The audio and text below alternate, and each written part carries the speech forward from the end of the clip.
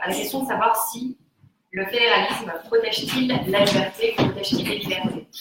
Donc, de façon très sympathique, nous avons des intervenants qui nous viennent de plus ou moins loin. Donc, on a Christian Michel, qui est autodidacte et créateur d'une société d'investissement, qui a travaillé à Moscou, à Genève, puis qui s'est expatrié à Londres, avant le Brexit, et qui est correspondant pour un journal de langue franco-suisse, et qui a animé le site Libéralia, et qui fait pas mal d'événements pour l'Institut français à Londres. Et à ma droite, Ophélie Omnes, qui est ancienne vice-présidente des Jeunes Européens en France, Jeunes Européens Europe également, et qui est l'actuelle vice-présidente de l'UF, et qui est avocate à Luxembourg. Donc pour démarrer de façon claire et précise, pour que tout le monde soit un peu sur la même ligne de compréhension du sujet, je vais demander alternativement à nos deux intervenants d'essayer d'expliciter en quoi le fédéralisme pourrait-il être protecteur des libertés, et donc de quelles libertés on parle. Est-ce qu'on parle des libertés négatives, c'est-à-dire les libertés 2, ou les libertés positives, qui sont les libertés A. Donc selon votre interprétation, je vous laisse. Tu peux expliquer ce que c'est, détailler ce que c'est qu'une liberté positive. Donc les libertés positives et les libertés négatives correspondent à une évolution de l'appréciation des libertés, à savoir les libertés négatives qui correspondent plus à la théorie libérale classique, qui sont les libertés 2, les libertés de travailler, la liberté d'expression, etc., qui correspondent aux droits de première génération. Contrairement aux libertés positives, qui sont plus les libertés A, qui correspondent plus aux droits socio-économiques. Voilà, de façon synthétique. Donc, est-ce que le fédéralisme protège les libertés? Alors, déjà, si on réfléchit sur la manière dont la construction européenne s'est faite, il y a une espèce de construction des libertés qui est assez mixte et assez hybride, ce qui rend la lecture de est-ce que la construction européenne telle qu'on l'entend aujourd'hui protège ou pas la liberté. C'est-à-dire que déjà en droit européen, entre ce qu'on appelle liberté fondamentale et droits fondamentaux, c'est déjà pas la même chose. C'est-à-dire qu'en droit européen, la liberté fondamentale, c'est une des 4 libertés de circulation qui sont énoncées par le traité depuis 1957, c'est-à-dire la liberté de circulation des personnes, des capitaux, le droit d'établissement. Enfin, ça, c'est les libertés, ce qu'on appelle les libertés fondamentales, qui, quand on regarde à quoi elles correspondraient plutôt à des droits socio-économiques. Des droits économiques, même plus que des droits sociaux, puisque les droits sociaux, la reconnaissance de la protection des droits sociaux en droit européen, quelque chose qui arrive assez tard, et qui arrive, entre guillemets, malgré les États, puisque plutôt par l'appréciation de la Cour de justice d'un certain nombre de règles de droit européen, plutôt que par la volonté matérialisée des États de protéger ces droits. Donc, des droits économiques, et pourtant des droits fondamentaux qui sont plutôt des droits politiques, c'est-à-dire les droits qui sont liés aux droits de l'homme en soi, qui du coup maintenant, et surtout depuis le traité de Lisbonne et l'avènement de la charte des droits fondamentaux, sont devenus, quand on parle de droits à protéger, les droits principaux dont on parle plus vraiment des libertés de circulation qui sont devenues qui sont les droits de première génération au niveau de l'Union.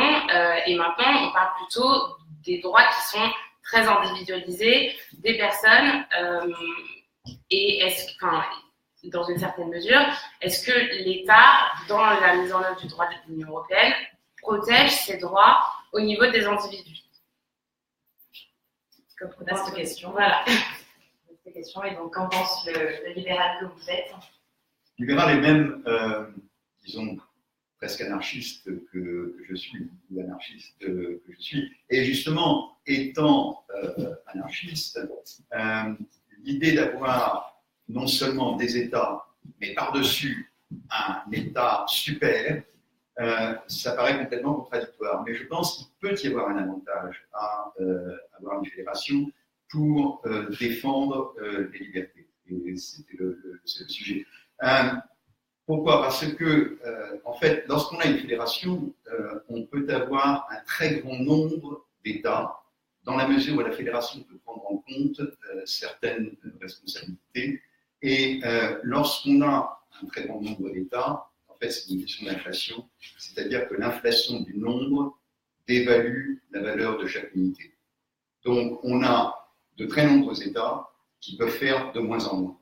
Et ça me paraît plutôt positif. Donc, qui peuvent avoir le moins de possibilités de nuire.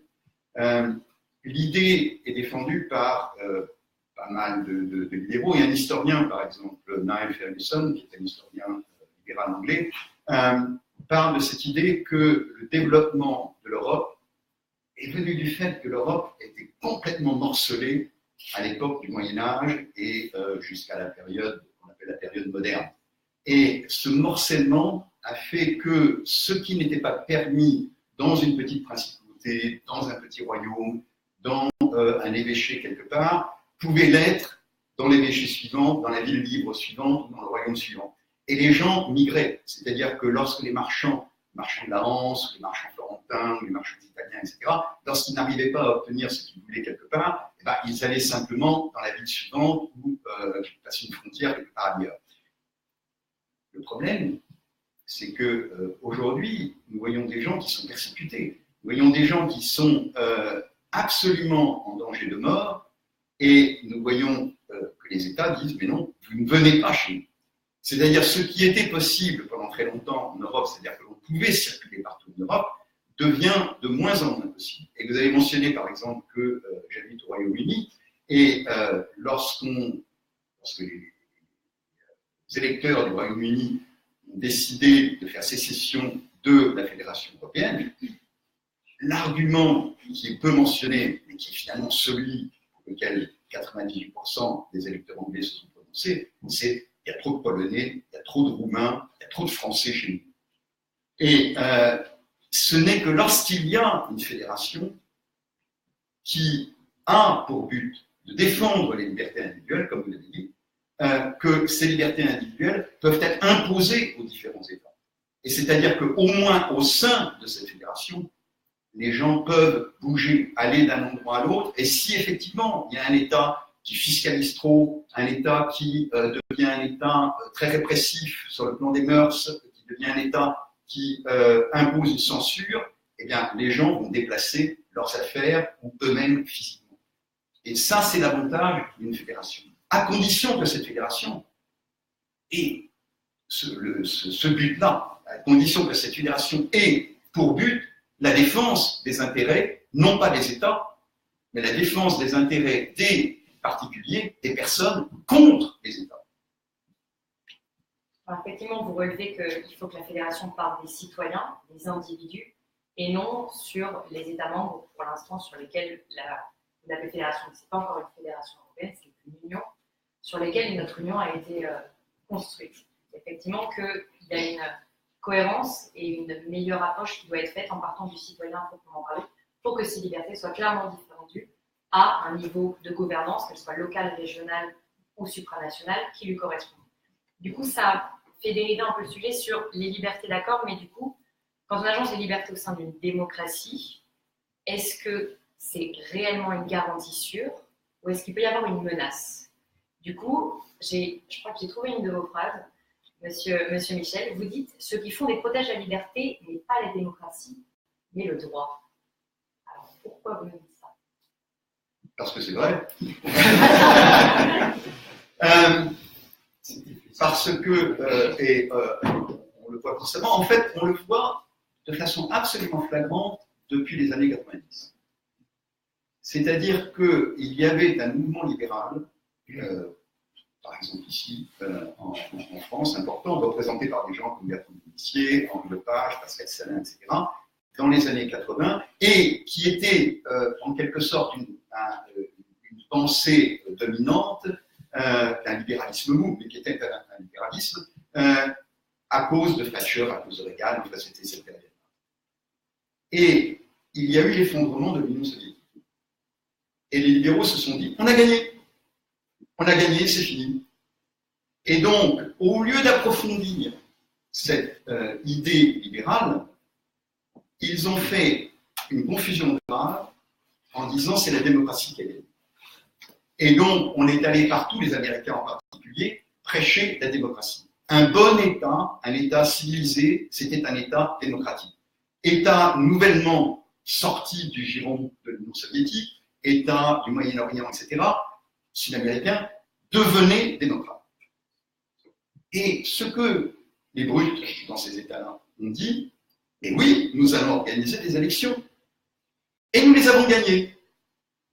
Et donc, nous sommes légitimes. Et par conséquent, nous pouvons imposer, que ce soit n'importe quoi, un régime islamique, nous pouvons imposer la censure, nous pouvons imposer une dictature, nous pouvons imposer n'importe quelle mesure liberticide, parce que nous avons la majorité. C'est ce que vous nous avez dit.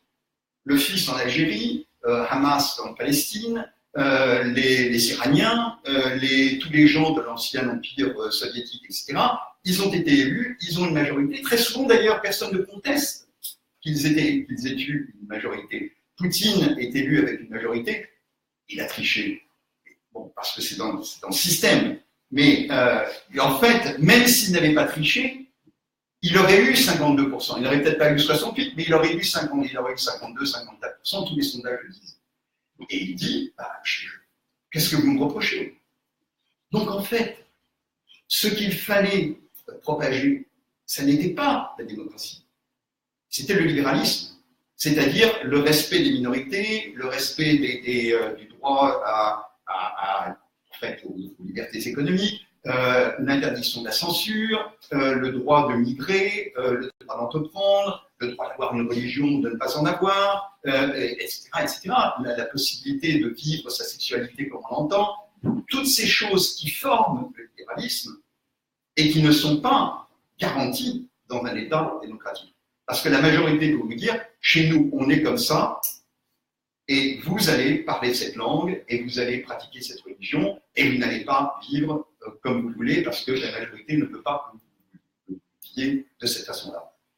Ça, c'est quelque chose que, justement, une fédération doit imposer à ces États, c'est-à-dire, vous n'êtes pas là pour avoir une démocratie avec une règle majoritaire, vous êtes là pour permettre à tous les gens de vivre la vie qui leur permet de devenir pleinement humains. Et ça, il n'y a que la liberté qui permet à des gens de développer des capacités qui les font devenir pleinement humains. Alors, du coup, je me permets de rebondir avant d'avoir le volet européen sur, ça me fait penser donc à la Fédération indienne. Fédération indienne de 28 États, qui est basée sur des frontières généralement linguistiques qui ne reflètent pas forcément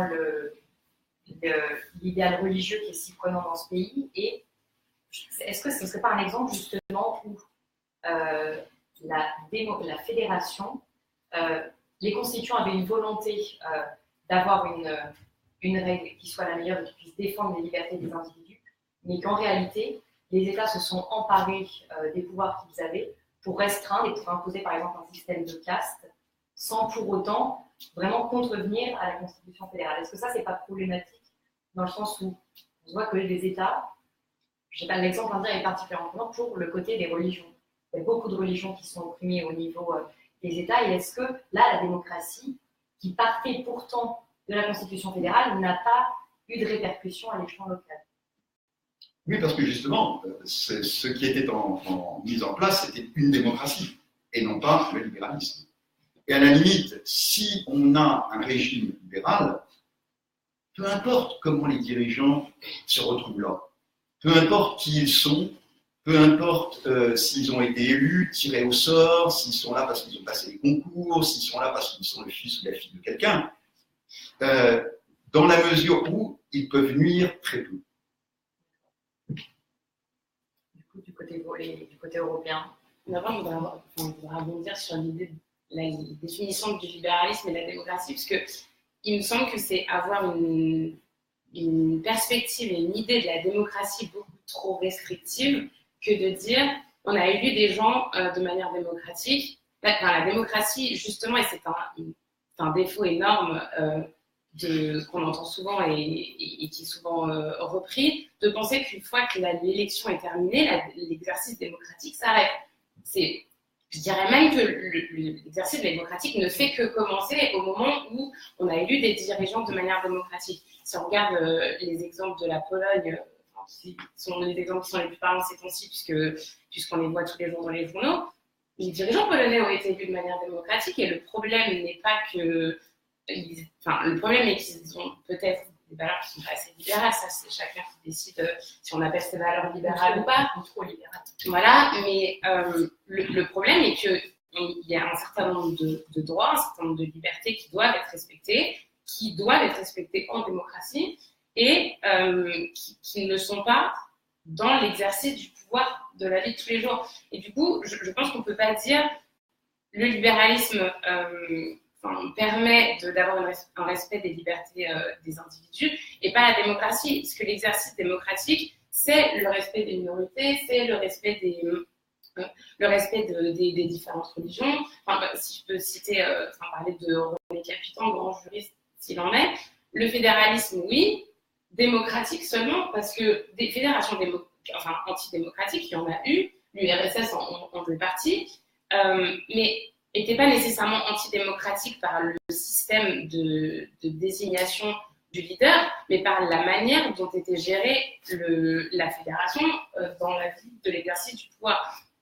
Et donc du coup, la démocratie, c'est aussi le respect de ses valeurs, et je ne pense pas qu'on puisse opposer démocratie et libéralisme en disant que l'un permet le respect des valeurs et des individus, quels qu'ils soient, quelles que soient leurs orientations et leurs origines, et pas l'autre. Après, au niveau européen, là encore, si l'exercice démocratique peut effectivement se faire différemment de la simple élection. Parce que si on regarde la Cour de justice, par exemple, qui est l'acteur le plus, qui a œuvré le plus pour le développement du respect des libertés et des droits fondamentaux au niveau des individus, c'est pas un organe de l'État à proprement parler, ni un organe. La Cour de justice, elle a été instituée par les traités. Si on regarde exactement quels sont les pouvoirs de la Cour, pas très étendu si on s'en tient à la lettre et au droit, justement. C'est-à-dire, en droit européen, la Cour de justice traite des questions qui sont liées au droit européen, fin de chantier. C'est la Cour qui s'est arrogé un certain nombre de pouvoirs et un certain nombre de fois où elle a eu un certain nombre d'opportunités, ou plutôt que de dire, moi j'estime que le droit ne m'a pas donné ce pouvoir, j'estime que là, je vais aller toujours dans la limite de ce qui lui a été donné, mais dans la mesure où c'est pas tout à fait très défini, elle s'est arrogé le pouvoir d'un certain nombre de choses, dire, là, le droit européen permet aux individus d'avoir telle et telle liberté qui doivent être respectées, et l'État doit se plier à cette obligation de respecter les libertés. Donc du coup, là, il y a également quelque chose, un élément supplémentaire qui serait à la limite, est-ce que le réel garant des libertés fondamentales, il ne se situe pas ailleurs que dans les simples représentants politiques? Puisque quand on voit, même au niveau français, le garant des libertés fondamentales, franchement, tellement le président de la République, mais plus le juge, au moment où il va reconnaître que l'État a outrepassé son droit de respecter les droits et les libertés des différents individus. Et au niveau européen, ça se passe de la même chose. Alors effectivement, la Cour de justice, c'est pas non plus la Cour suprême des États-Unis, où là, comme la Constitution a donné à la Cour suprême un certain nombre de pouvoirs assez forts, là, la Cour de justice ne peut que se limiter, elle est obligée de se limiter dans une certaine mesure. Et c'est pas comme aux États-Unis où la Cour suprême a créé du droit. Si on parle par exemple du mariage, alors le dernier en date, c'est la décision sur le mariage homosexuel en 2015, qui impose à tous les États américains de reconnaître le mariage homosexuel, alors que seulement 37 États, au moment où elle rend sa décision, avaient reconnu le mariage homosexuel comme étant. 27 ? Ouais, 27. En vérifiant, ça avait l'air 37 sur 50, mais de toute façon, pas la majorité des États, mais même si on prend il y a plus longtemps, en 1967, la Cour reconnaît la possibilité entre des Blancs et des Noirs de se marier, alors que dans la plupart des États américains, ce n'était pas possible. Et là, la Cour crée du droit en disant, à partir de maintenant, en vertu des pouvoirs qui m'ont été donnés, je décide que la Constitution permet à tel et tel individu d'avoir telle et telle liberté. Et donc, du coup, je pense que plus que de toujours réfléchir en termes de est-ce que les dirigeants garantissent nos libertés, c'est quels sont les acteurs institutionnels qui sont en état de pouvoir permettre à ces libertés de s'exprimer. Est-ce que du coup, vos réactions Juste sur ce point-là, parce que finalement la Cour suprême, en dépit des pouvoirs qui lui sont donnés, est en train de faire quelque chose qui est profondément anti-fédéral, c'est-à-dire de distribuer, d'imposer aux États souverains une seule norme. Et vous autorisez le mariage, je ne crois pas que vous en voir parce que, alors que le fondement peut être fédéraliste, c'est de permettre aux individus de vivre entre soi, c'est-à-dire que dans un État, on n'admet pas moi tout ce qu'on veut. Si je ne suis pas content, je me déplace dans l'État voisin ou c'est l'inverse. Donc là, il est en train de briser, le Cour suprême est en train de briser un des avantages justement du fédéralisme, qui est la compétition des normes et des règlements entre les États. Ce sur quoi je peux, étant moi-même individu, protéger ma liberté. Ce n'est pas la même chose que de m'imposer une norme particulière au prétexte de protéger ma liberté. Alors, il ne me semble pas que ce soit vraiment ce que la Cour suprême ait fait. La Cour suprême s'est basée sur le Defense of Marriage Act de 1996 pour élargir le texte qui était que le mariage était réservé était une union consacrée entre un homme et une femme. Et dans cet arrêt du 26 juin 2015, elle a considéré désormais que le mariage homosexuel pouvait être considéré comme légal sous couvert d'une interprétation moderne de ce Defense of Marriage Act, qui semblait être désuet au vu de l'évolution des mœurs américaines, sachant qu'il y avait déjà, il y avait déjà 17 États fédérés qui avaient reconnu et qui avaient légiféré en la matière du mariage homosexuel. Elle n'a pas outrepassé, elle n'a pas changé la Constitution, elle s'est basée sur un acte fédéral pour permettre une interprétation qui soit cohérente avec ce que les États fédérés faisaient déjà en partie. Alors, combien d'États n'ont pas respecté? Actuellement, il y a des États fédérés qui continuent d'être, on va dire, réfractaires au mariage homosexuel, mais qui, du coup, si un citoyen aussi un peu homosexuel viendrait à ressaisir et à remonter l'échelon judiciaire pour en revenir à la Cour suprême, bon, déjà, je ne jugerai pas ça puisque ça a déjà été jugé, mais ça serait l'État fédéré, c'est condamné. Il peut imposer la norme à l'État souverain local. Voilà. Après, donc, sous cet angle-là, je dis que c'est en partie fédéral. Après, au niveau il y a un certain nombre de normes pour lesquelles, effectivement, ce qu'on appelle le forum shopping, c'est-à-dire on choisit dans quel état on va parce que ça nous arrange bien, ça peut être accepté, ça peut être souhaitable si on estime que c'est souhaitable.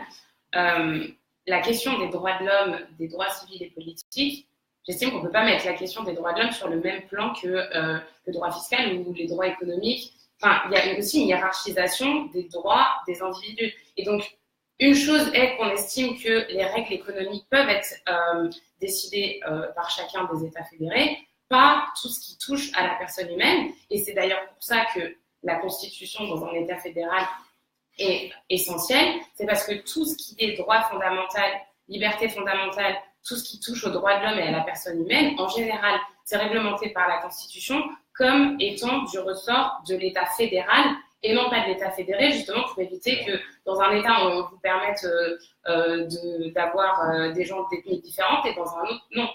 Question, vous voulez réagir ? Oui, moi j'aimerais bien réagir à deux niveaux. D'abord, pour revenir à cette question des droits de l'homme, la démocratie, c'est simplement un mode de désignation des gouvernants. Ça se limite totalement à ça. Et il y a un adjectif, généralement, que l'on ajoute au mot démocratie, qui indique quels sont les principes qui vont limiter l'action de ces gouvernants. Et par exemple, on dit, dans les démocraties populaires, on élit, effectivement, il y avait des élections dans les démocraties populaires, on élit des gens, mais dans les démocraties populaires, les dirigeants doivent s'en tenir au principe du marxisme-léninisme. Dans les démocraties islamiques, on élit effectivement des gens, qui vont ailleurs, mais les gens doivent s'en tenir aux interprétations de la religion musulmane. Dans la démocratie bolivarienne, je ne sais pas très bien à quels principes ils peuvent se référer, mais ce n'est pas les principes que nous connaissons ici. Et nous parlons ici de démocratie libérale. Et ce qui est important, c'est l'adjectif libéral. Ce n'est pas le mot démocratie. Ce qui est important, c'est ce qui qualifie la démocratie, c'est-à-dire qu'est-ce qui dit, quels sont les principes auxquels les dirigeants doivent être soumis et auxquels les citoyens doivent faire appel contre les dirigeants, même s'ils ont été élus avec une immense majorité, parce qu'il y a les principes libéraux, par exemple les droits humains, par exemple les droits de première génération, et il faut qu'il y ait un organisme, alors peut-être une Cour constitutionnelle, mais qui peut être aussi un État fédéral, qui impose aux dirigeants, même élus, de ne pas respecter leur mandat, parce qu'il y a quelque chose qui est supérieur à leur mandat et qui est le droit de l'homme, les droits de l'homme, qui sont les droits de l'homme. Et puis, ensuite, pour revenir rapidement à ce que disait Bertrand Dominici, je crois qu'il faut peut-être aujourd'hui, en 2017, abandonner l'idée du néolithique, abandonner l'idée que les êtres humains sont attachés à une terre et que le principe romain du locus regitactum, c'est-à-dire que la loi qui prévaut sur cette terre est la loi qui doit être appliquée, est peut-être obsolète. En d'autres termes, ce que nous avons, par exemple pour le mariage, où que nous soyons, ça n'a aucune importance qu'on vive ici ou qu'on vive là, on a envie de vivre avec quelqu'un et de passer un contrat de mariage avec ce quelqu'un qu'on appelle contrat de mariage. Et le mot mariage n'est pas un mot qui n'appartient qu'à l'État. Donc, en fait, on peut avoir des gens qui décident de s'engager dans un mariage catholique. Ce qu'ils disent, ils invitent tous leurs amis, ils font une grande fête, ils vont à l'église, et ils font un vœu en disant « c'est pour la vie, quoi qu'il arrive ». Et puis, 6 mois après, ils disent « ah ben non, on se remet non pas au mariage catholique, mais on se remet aux lois de l'État, et par conséquent, on peut divorcer ». Donc, quelle est cette cohérence ? Donc, ce qu'il y a d'important, c'est l'engagement des gens. Et l'engagement qu'ils ont pris vis-à-vis de l'Église catholique. Personnellement, je ne suis pas catholique, mais je respecte parfaitement ça. Et ça, c'est acceptable, et ça devrait être accepté, sur la planète entière. C'est indépendant du lieu. Et de la même façon, s'ils veulent faire un mariage musulman, s'ils veulent faire un mariage entre homosexuels, ou à 3 homosexuels, ou 2 homosexuels plus une femme bisexuelle, enfin, peu importe, je veux dire, ils font un contrat, et ce contrat est indépendant du lieu. Donc, il est à respecter parce que ce sont des êtres humains. Il n'est pas à respecter parce qu'ils habitent à Argenteuil ou à Yokohama. C'est une question. Je rejoins Christian Michel sur le fait que la démocratie n'approche pas en soi les droits des individus, ce qui peut y avoir une charge de la majorité. Du coup, justement, dans un État fédéral, est-ce qu'il n'y a pas un risque de grignotement de la part d'une majorité des États de droit, et justement le fait de demander en fait, plus d'assistance entre les États, plus de relations et de connexions entre les États, et comment justement on peut combattre ce grignotement de la majorité face à une minorité d'États. Est-ce qu'il n'y a pas un risque qu'un fédéralisme, une fédération devienne un État central parce que justement il y a un grignotement? Je pense que dans ce cas-là, ça dépend, enfin tout dépend, c'est pour ça que je disais que la Constitution est l'acte fondateur et excessivement important d'une fédération. C'est-à-dire que tout est dans la Constitution, c'est-à-dire tout est une question de comment on a décidé que les pouvoirs pouvaient être répartis. Et du coup, c'est pour ça qu'on souvent l'exemple des États-Unis, même pour parler de l'Europe, et je pense que c'est une erreur, parce que le modèle européen ne pourra jamais être construit comme le modèle américain. Parce que le modèle américain est un État relativement centralisé, même si effectivement on a laissé une part on a laissé du lest aux États fédérés sur un certain nombre de domaines, mais c'est un État relativement centralisé. Il y a d'autres fédérations dans lesquelles il n'y a pas cette notion justement de l'État unitaire centralisé qui justement, effectivement, dans cette problématique de l'État unitaire centralisé, on va nécessairement tomber dans ce dont vous êtes en train de parler, c'est-à-dire il va y avoir les gros États qui vont s'allier contre les petits États, qui vont avoir plus de poids, donc nécessairement qui vont bloquer un certain nombre de décisions. Mais là encore, le processus décisionnel, il est réglementé par la Constitution, et donc on décide si c'est à la majorité absolue, à la majorité qualifiée. La majorité qualifiée, ça se calcule comment? Est-ce que c'est à la majorité simple? Et donc, quand on parle de l'ensemble européen, puisque là, c'est plus ou moins la question qu'on est en train de se poser, tout est une question de vers quel modèle on essaie d'aller et quel type de répartition des pouvoirs et quel type de garde-fou on va essayer de mettre en place pour éviter justement de tomber dans des dérives de on a fait un État supranational, mais on se retrouve avec les mêmes problèmes que l'État national. Alors, justement, je rebondis, l'exemple est intéressant justement parce que c'est né d'une fédération qui finalement n'avait pas tant que ça de prérogatives. Et les crises de 29 ont été un prétexte, franchement, par effet cliqué, on a commencé à donner beaucoup de pouvoir aux États. C'est le cas aussi au Canada, c'est le cas aussi en Australie, en moindre mesure.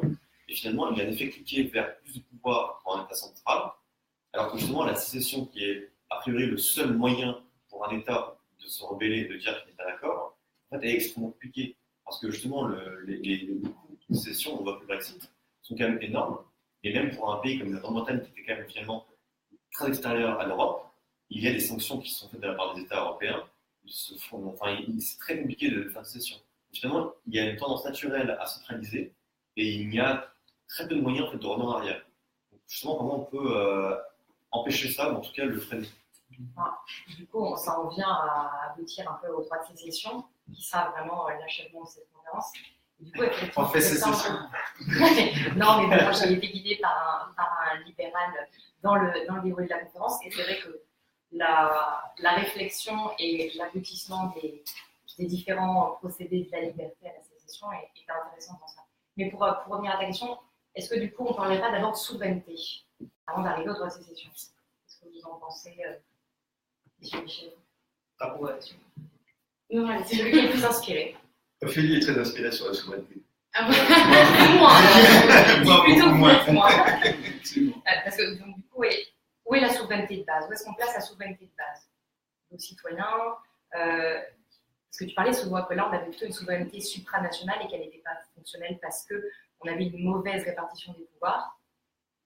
Du coup, comment... C'est-à-dire que là, au niveau européen, j'entendais tout à l'heure aussi parler de souveraineté étatique, c'est-à-dire l'État comme si l'État était un individu à part entière qui décidait un certain nombre de choses, ce qui est le cas. Mais quand on parle de souveraineté, même en parlant de construction européenne, on parle souvent de la souveraineté des États, ça dépend si les États... je pense qu'on ne peut pas garder l'État comme échelon qui monopolise toutes les souverainetés. C'est-à-dire qu'à un moment, et de plus en plus, et d'autant plus si on veut créer une citoyenneté européenne, c'est qu'on ne peut pas toujours utiliser l'État comme échelon de base, échelon minimum de base. Dans l'idée, par exemple, de l'Europe des régions, c'est la même idée, c'est-à-dire l'État, pourquoi pas, mais moi je suis dans une partie de tel État qui se sent beaucoup plus proche.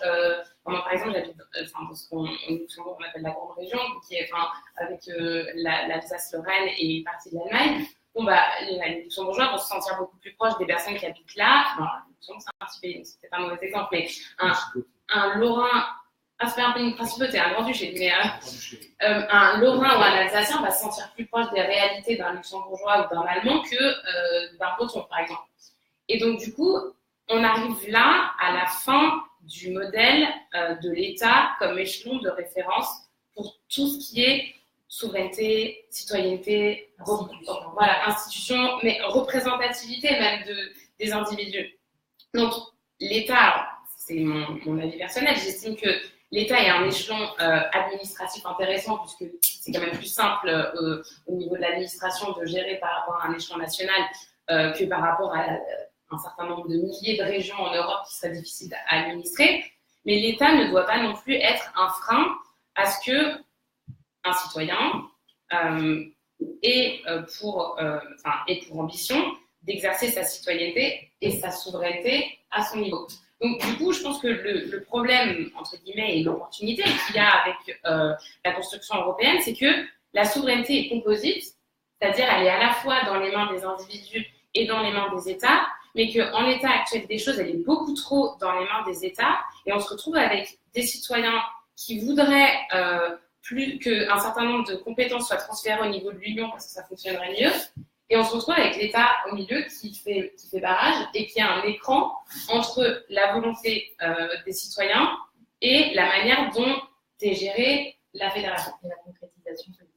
Du coup, si vous voulez pas, vous parlez de Non, souveraineté. je viens parler Est-ce que vous pouvez plus nous parler de structure et sur l'aspect de centralisation qui est toujours présent au niveau de l'État? Comment vous, en tant que penseur libéral, vous voyez quelle est la structure idéale pour parachever nos libertés et l'exercice citoyen en vue d'une fédération, parce que nous sommes fédéralistes, mais en vue de... Citoyen est un mot que je n'utilise pas, c'est pas mon vocabulaire. Donc, Mais- mais, Oui, enfin des personnes, etc., qui sont des personnes en chair, en os, qui ont une culture, qui ont une tradition, qui ont une famille, qui viennent de quelque part, et tout, mais qui jouent avec toutes ces identités, et qui jouent de plus en plus, parce qu'on a de plus en plus de gens, et on le verra d'ailleurs dans les générations qui suivent, il y a tous les mariages Erasmus, il y a tous ces gens qui, comme moi d'ailleurs, viennent d'un pays, habitent dans un autre, ont des enfants qui sont dans un troisième, ont épousé quelqu'un qui vient encore d'un autre pays, etc. Donc, il y a une sorte d'hybridation, et ça peut déplaire à certaines personnes, mais on ne les oblige pas d'ailleurs à épouser quelqu'un qui n'est pas de leur pays, et à avoir des enfants qui n'ont pas d'enfants, ou quelque chose comme ça. Donc, je pense que, au bout du compte, les décisions affectent les personnes, et ce sont donc les personnes qui doivent prendre ces décisions. Et on ne serait pas pleinement humain si on n'avait pas un certain contrôle de nos vies. Et bien entendu, il y a des gens qui connaissent beaucoup mieux certains problèmes que nous, qui sont beaucoup plus qualifiés pour résoudre ces problèmes, et donc nous leur donnons une autorité. Nous leur donnons un contrat, il n'y a rien dit à parler de contrat, etc. Mais ça veut simplement dire que nous leur faisons confiance. Et moi, je fais confiance à mon plombier, je fais confiance à certains avocats, je fais confiance à mon médecin, je fais confiance à des tas de gens, et je m'associe à des tas de gens, je me suis associé pendant ma vie à des tas de gens parce que nous voulons réaliser des projets ensemble. Il y a très très peu de projets que nous pouvons faire entièrement par nous-mêmes. En fait, j'ai du mal à en concevoir. Donc, nous nous mettons ensemble et nous disons, OK, nous allons faire ça. Que ce soit lancer une entreprise, que ce soit jouer au football, que ce soit, etc. Et nous suivons les règles du jeu de football, nous suivons les règles du marché économique quand nous créons une entreprise, etc.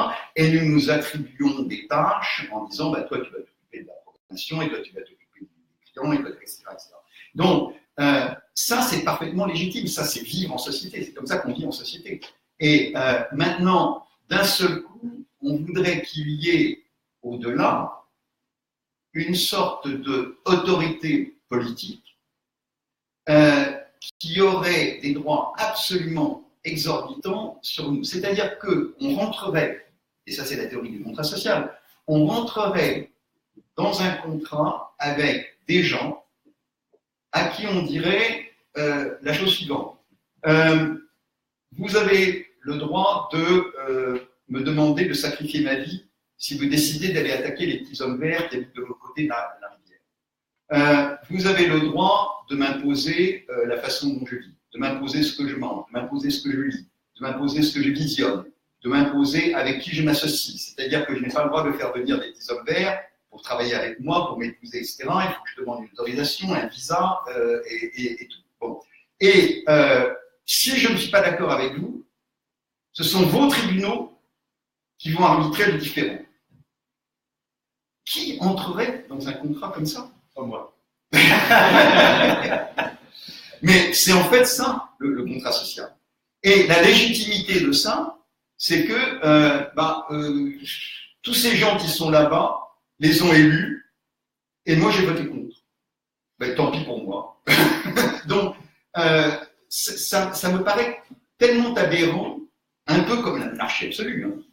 Donc la monarchie absolue, c'était ça, et ça me paraît totalement aberrant. Et je pense que dans 50 ans, ce système de régime politique nous paraîtra aussi aberrant que les rois de droit divin ou que les sorciers des pays, etc. Donc, je crois que ce que nous devons essayer, c'est penser au-delà de la souveraineté politique et essayer de visualiser de nouvelles normes du vivre ensemble. Je crois que ça, c'est notre responsabilité d'êtres humains qui vivent ici, et surtout pour les gens qui sont plus jeunes que moi.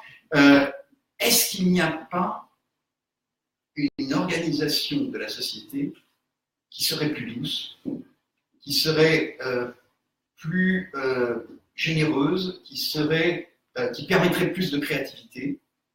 Et est-ce que nous devons en rester à des normes qui viennent d'il y a 200 ans et 300 ans? Tout a bougé. Le monde a entièrement bougé. La science a entièrement bougé. Mais nous avons encore les normes politiques héritées du XVIIe et du XVIIIe siècle. Et ça n'est pas bougé. Dans votre discours, il y a un terme que j'aurais aimé entendre et que je n'ai pas entendu. C'est la notion de pouvoir associé à la solidarité. Le pouvoir là-dedans, vous avez absolument pas parlé. La souveraineté. La souveraineté, oui, justement, mais il faut faire le lien entre souveraineté et pouvoir. Vous voulez plutôt un avis libéral ou plutôt un avis fédéral? Les deux. Les deux. Parce que non, c'est un peu une question. Et le pouvoir à quel niveau? Le pouvoir qui est conféré par qui et pourquoi faire. Je reviens sur l'intervention de Lucie. Oui, non mais. Quand on parle de souveraineté, déjà, on a déjà un certain. Souveraineté et pouvoir, c'est pas forcément. Mais pouvoir, c'est nécessairement. C'est pas la même chose, mais c'est quand même une règle, une conséquence de l'autre. C'est-à-dire que. Oui, mais il faut expliciter le lien. La souveraineté est une délégation de pouvoir. C'est ça, parce que la souveraineté, c'est ça. La souveraineté est dans les mains. Alors moi, je préfère les appeler citoyens, parce que du coup, dans mon vocabulaire, on les appelle plutôt citoyens, mais le citoyen c'est lui qui est initialement, oui, mais sauf que dans les démocraties libérales, pour le coup, dans lesquelles on vit, on ne peut pas, à 65 millions de Français, décider qu'on exerce tous le pouvoir. Donc, nécessairement, de par la manière dont on a décidé qu'on était géré, on pourrait décider qu'on revient à la démocratie grecque d'il y a 5000 ans, où on est tous gérés au niveau très local. Et alors, du coup, on peut soit tirer au sort, soit tous exercer conjointement notre pouvoir. Matériellement, c'est plus possible. Donc, oui, mais qui est corrigé. Donc, du coup, en termes d'exercice du pouvoir, on va nécessairement décider qu'on a conféré un pouvoir à des dirigeants qui sont chargés d'exercer ce pouvoir à notre place. Non, mais je pensais n'avoir en fait parlé peu de pouvoir sans jamais mentionner le mot. Mais quand je parlais, par exemple, de mon plombier, quand je parlais de mon médecin, quand je parlais d'une entreprise, quand je parlais, etc., ce sont des pouvoirs légitimes. Ce sont des pouvoirs légitimes parce que je les ai personnellement donnés à mon médecin, à mon plombier, à mon patron, à quelqu'un avec qui, je ne sais pas, je joue au foot, et donc nous allons accepter les décisions d'arbitre.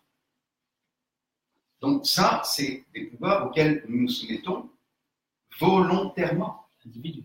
Voilà, exactement, en personne. Maintenant, si vous préférez un pouvoir que vous n'avez pas accepté,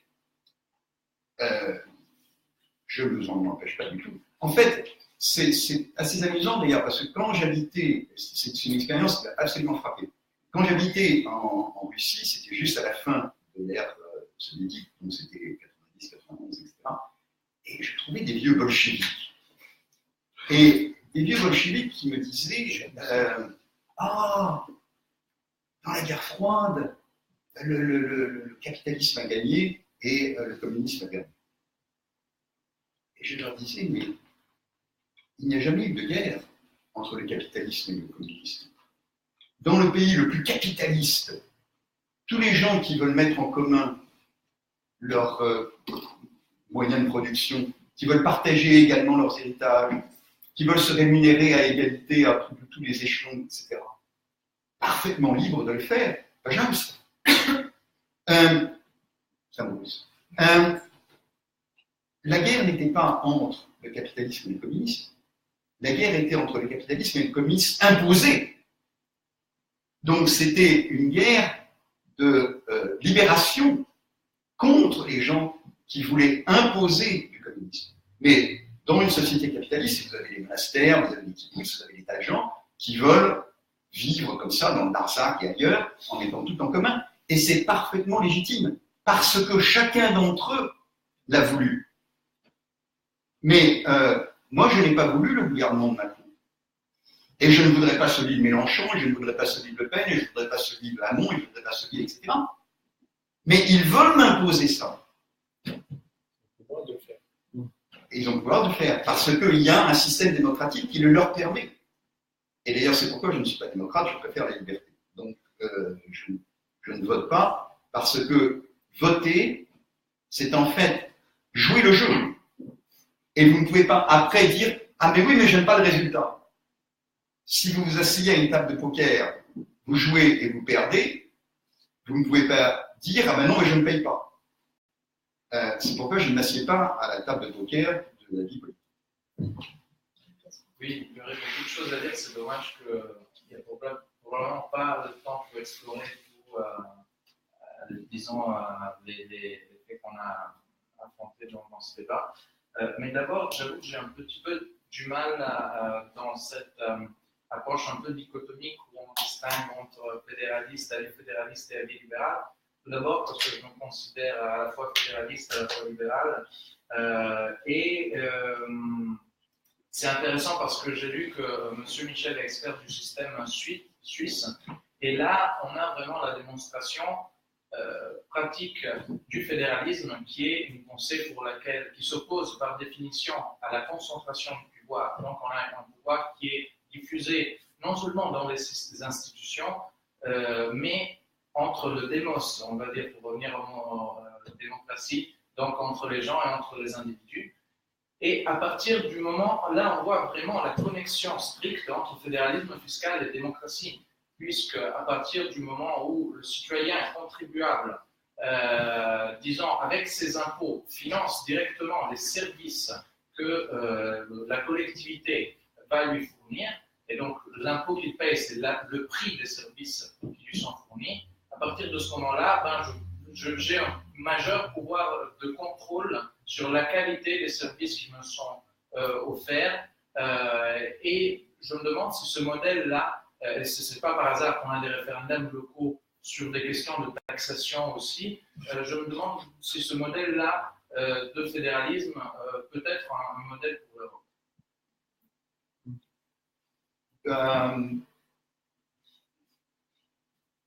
C'est très difficile. La Suisse est un cas vraiment très particulier et je ne crois pas que ce soit exportable.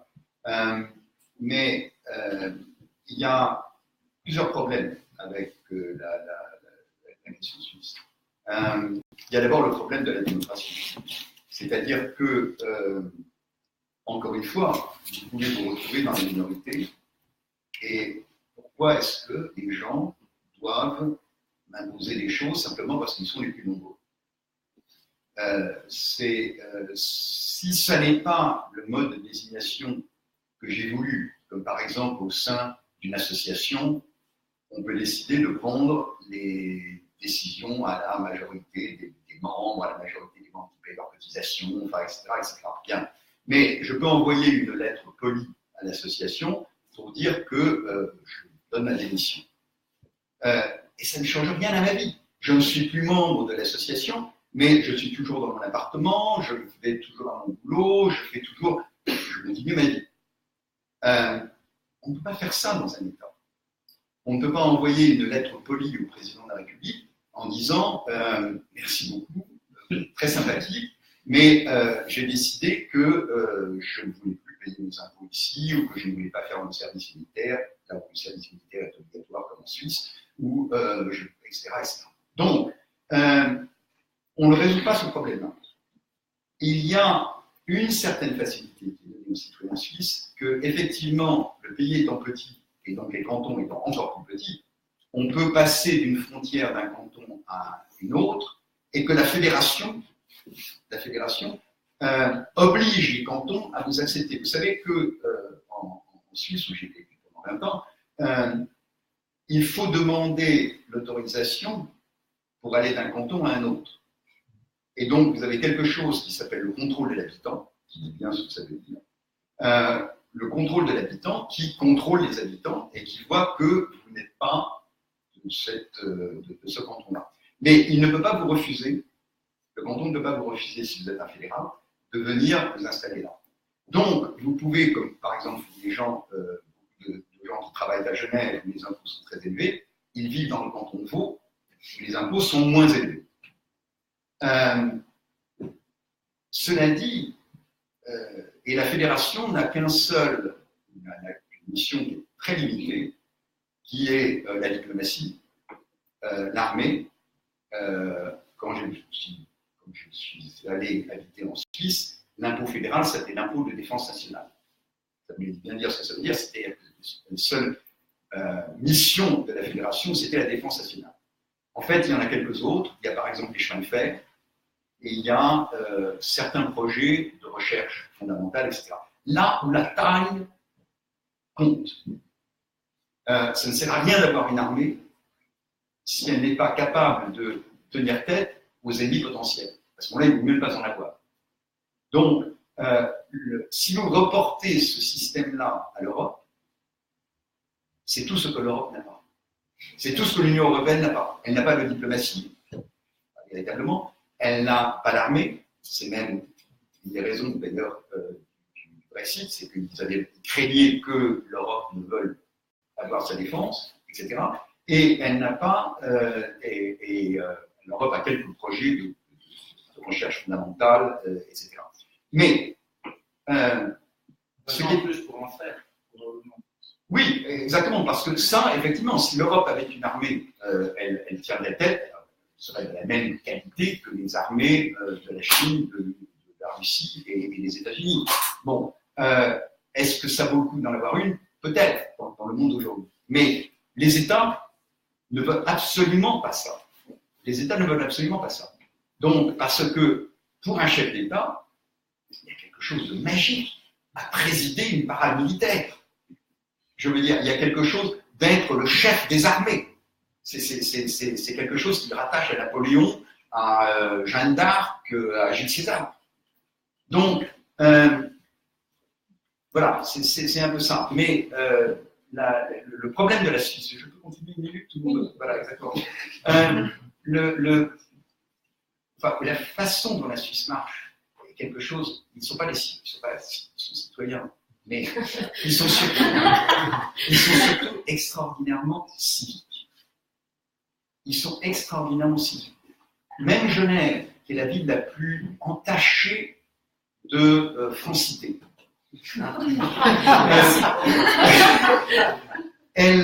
vous garez votre voiture sur une ligne qui vous dit que vous n'avez pas le droit de garer votre voiture. Et la dame du 3e étage qui appelle la police. Il y a une voiture qui est garée sur une ligne rouge en bas de chez moi.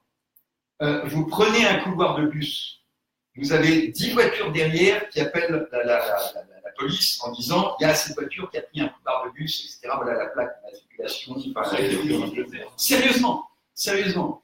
Et c'est ça qui tient le pays ensemble. C'est la facilité de délation. C'est une loi qu'ils ont fait eux-mêmes quand même. Pardon ? C'est une loi qu'ils ont faite eux-mêmes. Donc c'est assez. Non, c'est une loi que la majorité a faite. Olivier ne parle pas dans ce piège.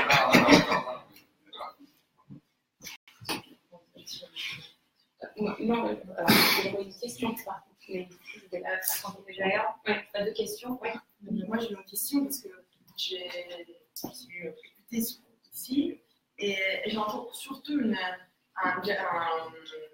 expression positive de votre propos. Les relations humaines sont de façon positive. Mais moi, je me pose la question, lorsqu'il y a un conflit horizontal entre individus, justement, comment résoudre un conflit individuel dans un contrat? On pourrait penser, si on ne veut pas aller dans un juge, parce qu'on pourrait penser dans un imaginaire qui n'existe pas, ok, on fait une clause d'arbitrage. Mais si jamais, par exemple, la clause d'arbitrage porte sur la propriété d'un bien immobilier, je suis locataire d'un bien, mon propriétaire ne veut plus un bien, comment je fais avec une clause d'arbitrage pour la faire appliquer?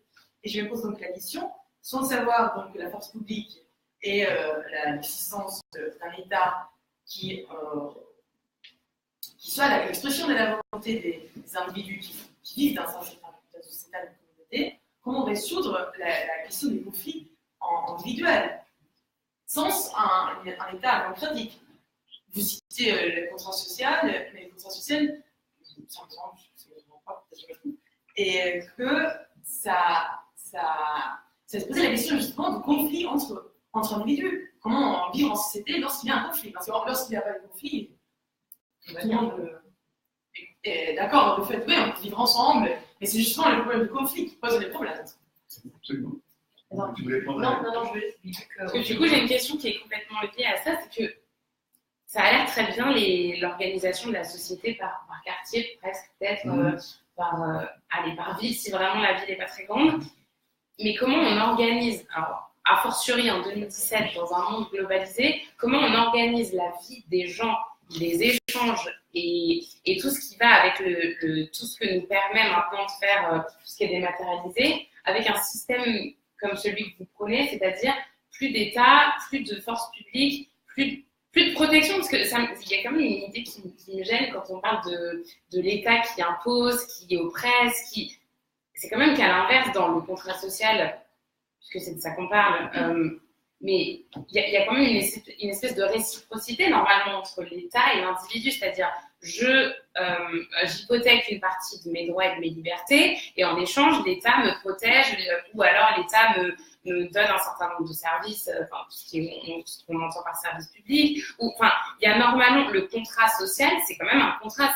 C'est normalement pas l'État qui a décidé qu'il opprimait des gens et que du coup, comme il avait décidé de lever des armées et des impôts, exerçait ce droit. Et du coup, ça me pose question. Alors, de la même manière que normalement, alors effectivement, je vais citer Hobbes, et ça date il y a 200 ans, donc vous m'excuserez, mais la guerre du tous contre tous, c'est quand même ça. Le Léviathan, à la base, c'est le fait que si on laisse les gens dans un environnement, dans la nature, ils vont nécessairement se battre les uns contre les autres, et c'est naïvement, si je peux me permettre, croire que l'homme va être fondamentalement assez bon pour s'autoréguler et décider que on va je vois Laurent Cassandra qui s'est levé comme une fusée.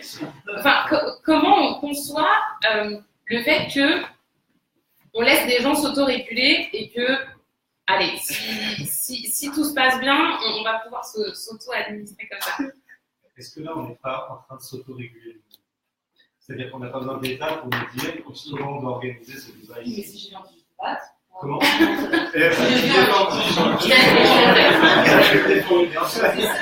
l'immense majorité des cas, on s'autorégule. Et ensuite, si tu essayes de battre, je me défends. Oui, mais du coup, qui jugera cet acte au final? Au final, qui jugera ces actes? Qui jugera de ce conflit? Si on a les conséquences. Avec tous les deux, on peut très bien se dire qu'on va essayer de trouver un tiers de pour nous mettre d'accord. C'est ce qui se fait souvent. Comme au Moyen-Âge, en fait. Comment? Comme au Moyen-Âge, en fait. Au Moyen-Âge, c'était pas si facile. Ça s'appelle l'arbitrage, oui. C'est d'ailleurs la première chose qu'on fait quand on cherche à résoudre.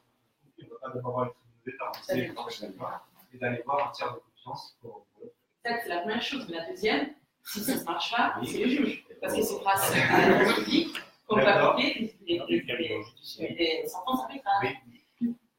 Et c'est important de régler, et donc après, vous continuez. Ok, là, je pense que tu as la vision de dire, à ce moment-là, l'État s'occupe que des questions de sécurité et de justice. On peut même se dire que sur les questions d'arbitrage, comme c'était le cas en Angleterre jusqu'au XIXe siècle, on peut avoir des tribunaux d'arbitrage qui forcent la chose jugée et qu'on accepte nous-mêmes, qu'on accepte volontairement. Mais le tribunal d'arbitrage, il juge. Il y a force de la chose. Il y avait une question au fond? Non? Alors, du coup, oui. Vous aviez abordé une question intéressante qui est celle des droits sociaux qui ont été accordés par l'Union européenne. Donc, vous pouvez développer là-dessus, donner quelques exemples. Et j'ai une question pour monsieur, c'est comment est-ce que vous définiriez la liberté? Je vais commencer avec les droits sociaux. Au niveau de l'Union européenne, la plupart des droits sociaux qui ont été développés, c'était surtout sur la mobilité. Par exemple, sur le fait que... Alors, je vais prendre mon cas personnel puisque c'est un bon exemple. Je suis de nationalité française, j'ai fait mes études en France, et quand j'ai été chercher du travail, je suis allée à l'étranger, et j'ai eu la possibilité d'avoir la reconnaissance de mes diplômes français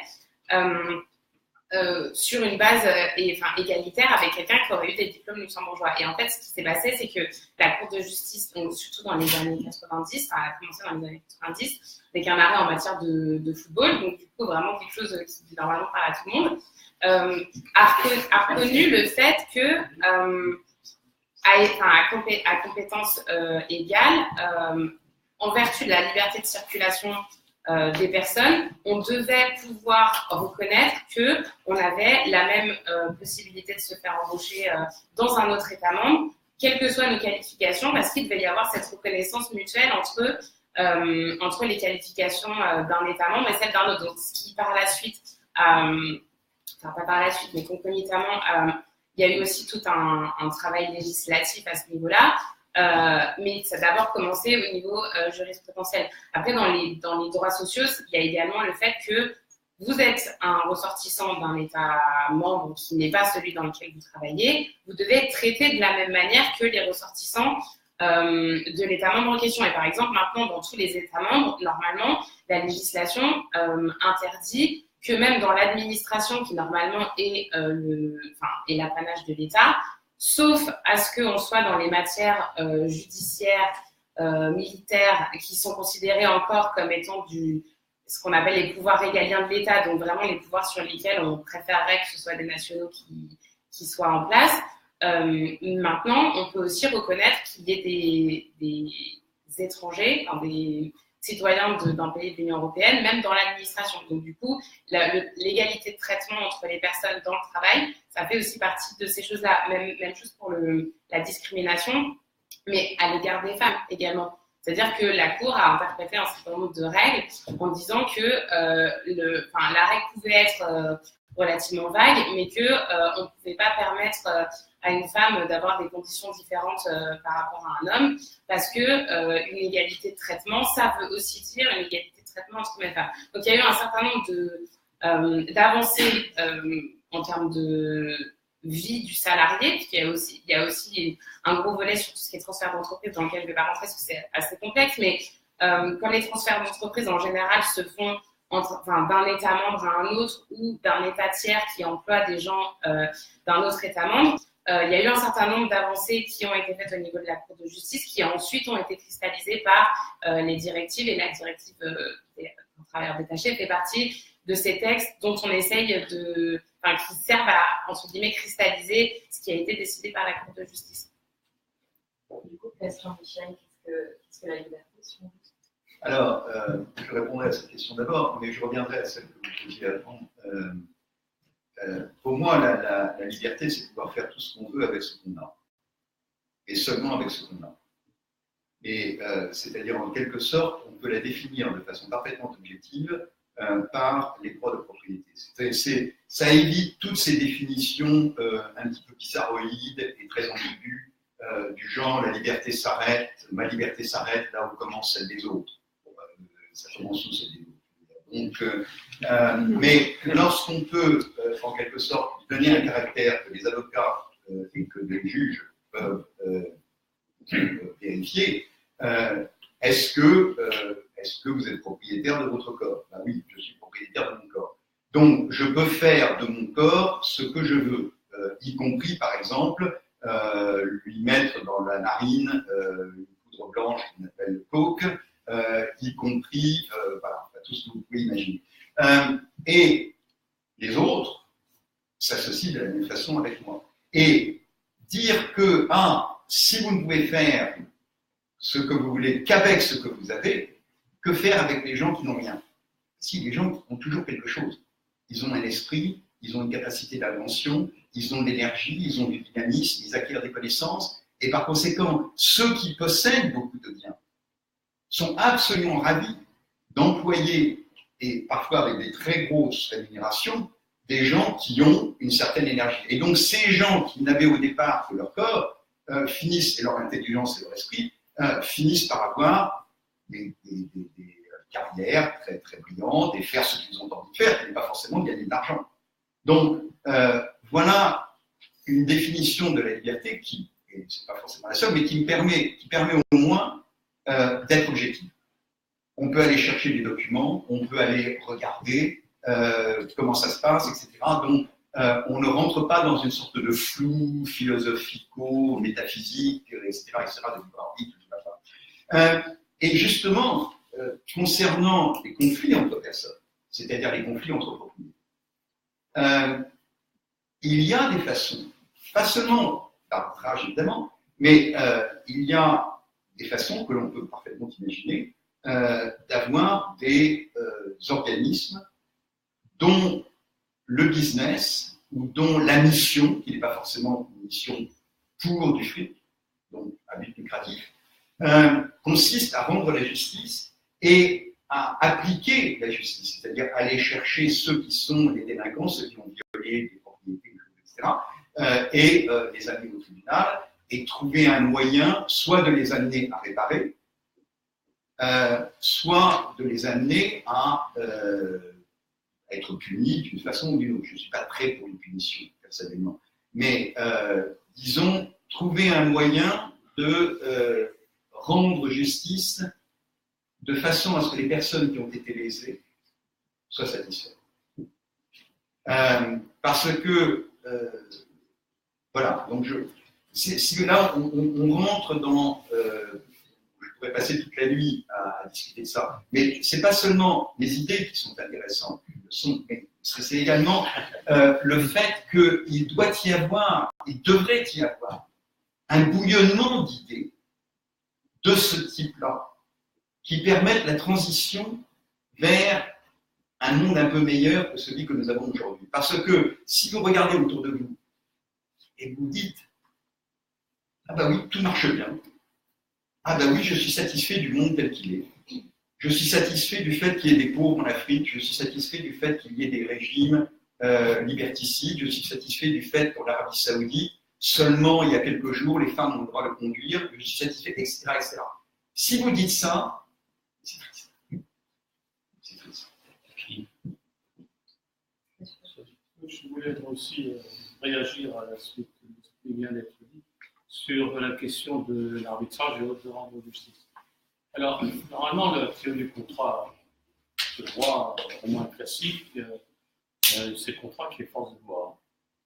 Donc, je choisis mon arbitre, et la question qui est soulevée fondamentalement ici, c'est s'il y a un désaccord, vous avez choisi l'arbitre, vous avez consenti à l'arbitre, vous êtes soumis à son dictat. Mais le problème, c'est celui de l'arbitre. Comment je vais pouvoir sanctionner ce genre de choses? Alors, il y a quelque chose quand même qu'on connaît bien, c'est-à-dire que les arbitres ne sont pas fous, ils sont aussi intelligents que moi. Ils savent qu'il y a ce problème-là. Comment je vais faire pour sanctionner? Et dans un sens forcé, plus ou moins, la personne a réparé le dommage qu'elle a fait. Donc, il faut négocier, dire d'abord entre les deux, il ne faut pas négocier n'importe quelle réparation. C'est-à-dire, vous ne pouvez pas être exigeant, comme dans un accident de la route, etc. Le juge peut résoudre le conflit sur le dommage. Mais il y a quelque chose qui est important, c'est que les arbitres vont faire quelque chose. Il faut bien qu'ils vivent, les arbitres. Et ils vont inventer, enfin, c'est important, c'est spontanément que ça s'est passé comme ça, ils vont créer ce qu'on appelle un registre. Un registre de tous ceux qui n'ont pas, bien entendu, compensé la victime. Et vous êtes inscrit sur ce registre-là. Si vous compensez, j'efface le nom. Si vous ne compensez pas, le registre est distribué, il est même peut-être public, etc. De telle sorte que l'individu qui ne compense pas la victime, que ce soit un meurtre, que ce soit tout ce que vous direz, eh bien, il va avoir des difficultés au sens qu'il va être exclu pratiquement de tous les échanges. Donc c'est une raison pour laquelle les gens s'y alors. Pour vous montrer que c'est quelque chose qui existe toujours, si vous êtes marié dans la religion juive, il n'y a pas de droit civil. Vous ne pouvez pas aller vous reporter sur quelqu'un, l'arbitre c'est l'ordre. Il fait tout le boulot. Eh bien, j'ai appris ça comme ça, on apprend des choses à la télé. Je pense bien toujours de ça. C'était un reportage qu'effectivement, j'ai des collègues qui font ça. Quand vous êtes marié, vous êtes inscrit sur un registre. Si vous divorcez, vous êtes parfaitement divorcé. Vous avez des compensations, ça a été écrit dans le contrat.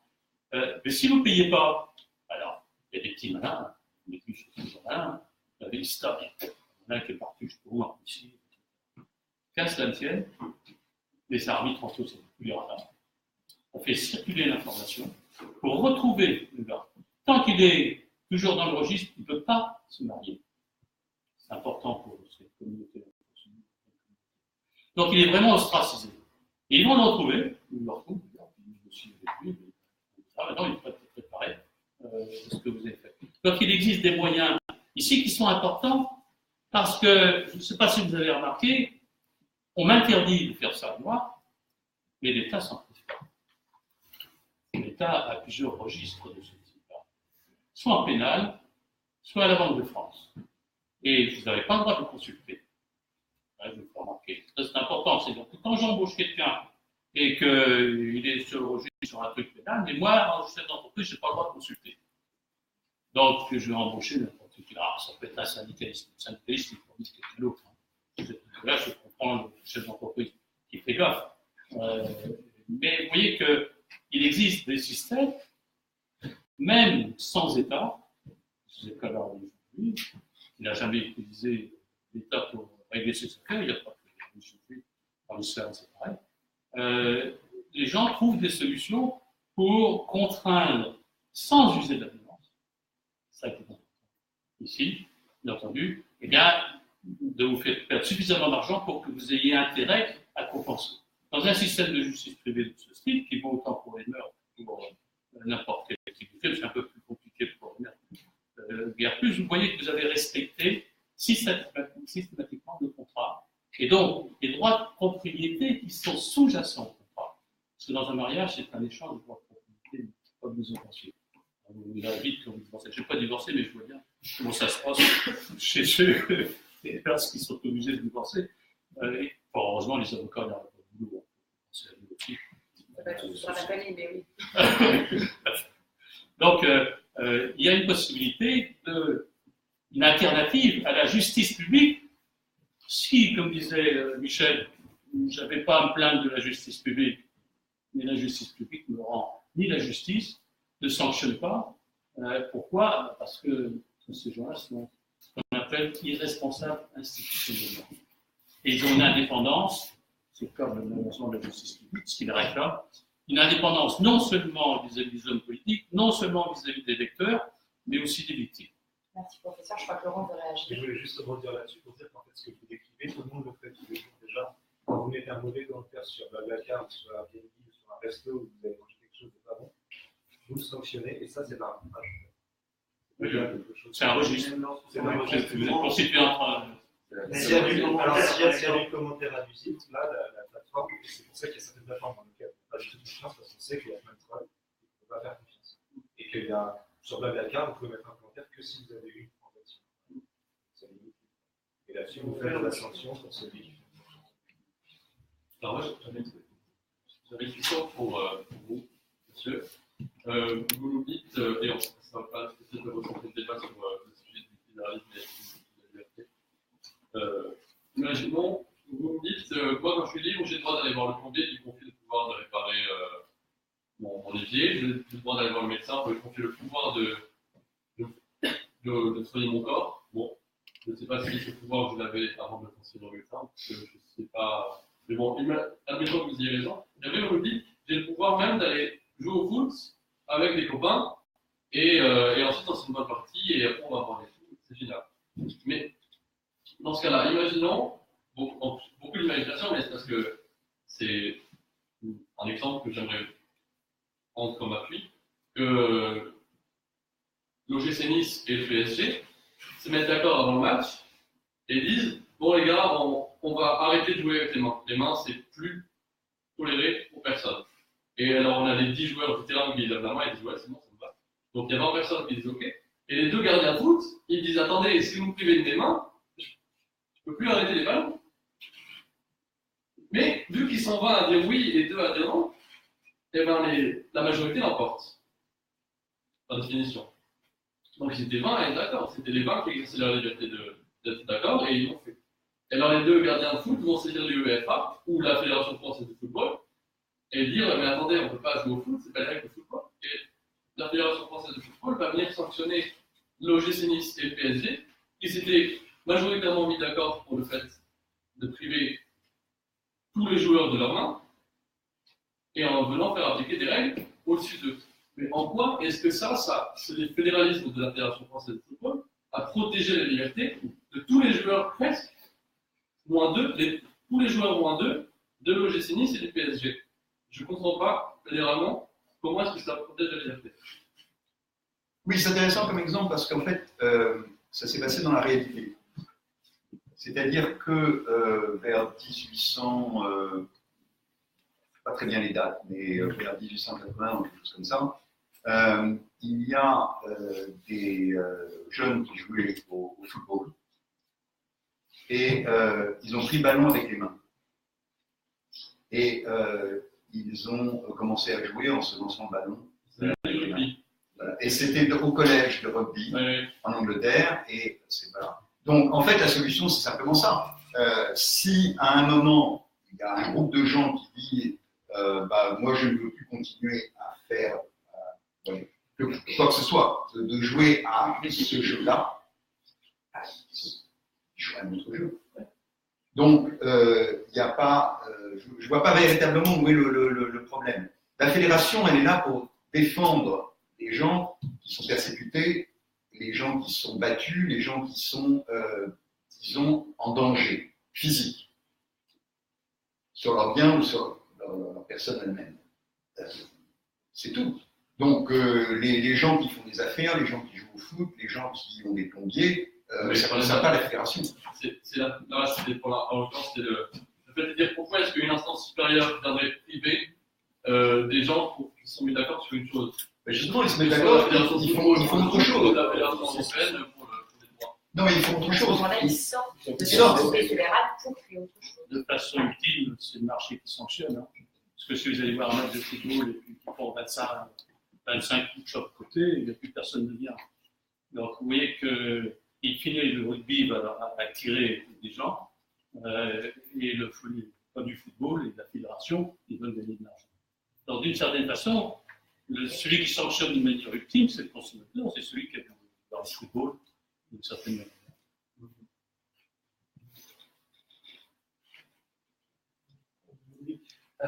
En fait, désolé si je change de sujet, je reviens sur la question de la démocratie, parce que j'ai tendance à être d'accord avec M. Michel que ce n'est rien de plus qu'une technique, la démocratie. En même temps, je partage l'avis, je crois, de Churchill qui avait dit de toutes les méthodes possibles, c'est la moins pire. Voilà, exactement. Après, on peut remettre en cause le critère par le biais duquel on organise la vie commune. Et je remercie Ophélie qui avait cité tout à l'heure le tirage au sort, parce que c'est une autre option possible, alternative à la démocratie électorale. Est-ce qu'une option pareille, par exemple, est compatible, d'après vous, avec la pensée libérale? Non. En fait, je pense, contrairement à Churchill, que la démocratie est le pire des régimes. Et c'est le pire des régimes, sauf quand il y a une telle dose de libéralisme qu'elle cesse d'être démocratique. Mais la question est très simple, c'est que quand vous avez un dictateur, il peut mourir, et généralement il le fait. Quand vous avez je ne sais pas, un régime très autoritaire qui vient de je ne sais pas quoi, quand vous avez une majorité, elle va changer aux 2 ou 3% qui sont là, donc c'est en fait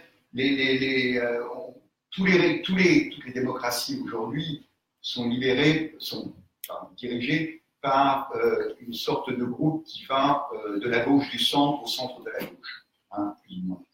Donc, quand vous êtes à l'un des extrêmes, vous êtes un bolchevique, vous êtes un libertarien, vous êtes un etc., vous n'avez aucune chance. Vous n'avez absolument aucune chance. Et pourquoi est-ce que ces gens-là n'auraient pas une chance? Pourquoi est-ce que les communistes n'auraient pas la chance de pouvoir faire ce qu'ils veulent faire en tant que communistes, etc. Pourquoi est-ce que les musulmans n'auraient pas la possibilité de faire ce qu'ils ont envie de faire, je ne sais pas, de vivre avec, par exemple, les femmes voilées ou enfin, toutes ces choses-là. Moi, je suis pour les femmes voilées en France parce que je suis pour les mini-jupes en Arabie Saoudite. Et donc, on ne peut pas, de façon cohérente, réclamer que l'Arabie Saoudite laisse les femmes s'habiller comme elles veulent s'habiller si on leur interdit de s'habiller ici comme elles veulent s'habiller. Donc, et ainsi de suite. Par conséquent, la démocratie est quelque chose d'extrêmement dangereux, dans la mesure où ceux qui ont des idées un peu originales ne savent qu'ils ne viendront jamais au pouvoir. Et par conséquent, d'ailleurs, même ceux qui ne veulent jamais venir au pouvoir,